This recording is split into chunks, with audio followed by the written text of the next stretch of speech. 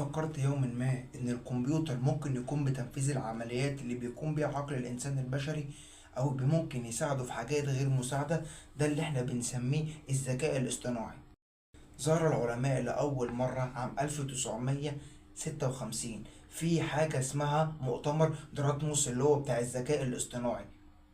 العلماء بقى بعد ما عملوا مؤتمر دراتموس اللي هو كان في الولايات المتحدة الأمريكية بتاع الذكاء الاصطناعي، العلماء فكروا إن الذكاء الاصطناعي ده ممكن يعمل حاجات خيالية، وممكن يقوم بتنفيذ العمليات الحسابية وجميع العمليات اللي هي كان بيقوم بيها أي عقل بشري يقوم على طول.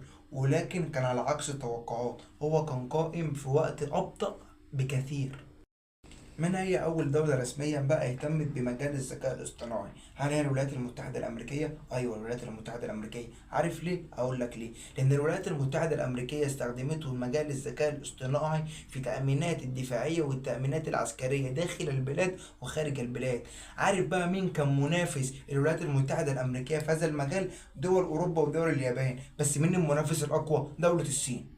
اليابان بقى دخلت السباق مع الولايات المتحدة الأمريكية والصين، واعتمدت على القوة العظمى بتاعت بلادها، حيث استخدمت اليابان في الثمانينات مجال استخدام الذكاء الصناعي في الحواسيب الرقمية والعمليات الحسابية الذكية.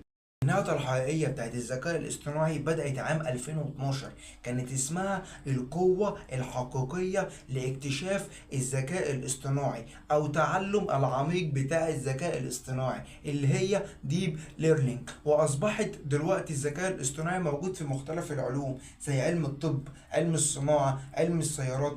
ده دلوقتي بيقولك اختراعات السيارات ماشية بالآلات الكهربائية.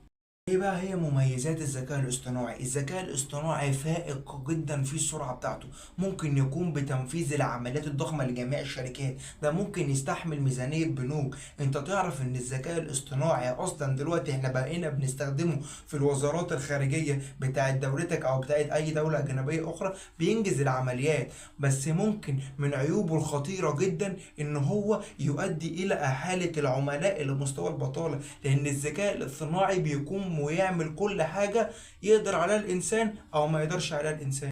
هو ليه بقى الذكاء الاصطناعي لعبة كبيرة؟ أصل أنا سألت السؤال ده لنفسي وسألت السؤال ده لزمايلي ومحدش جاوبني، بس أنا عرفت الإجابة. إن هو في شركات كبيرة جدا زي شركة الميتا الاي اي، أو شركة جوجل، أو شركة المايكروسوفت، عملوا حاجات جديدة جدا وكانوا بيصرفوا ملايين الدولارات عشان ينتجوا شبكات أقوى وأسرع، حتى في النت، حتى في كل حاجة. وكمان لازم تكون محدد اللي أنت عايزه من مجال الذكاء الاصطناعي عشان هو ليه عيوب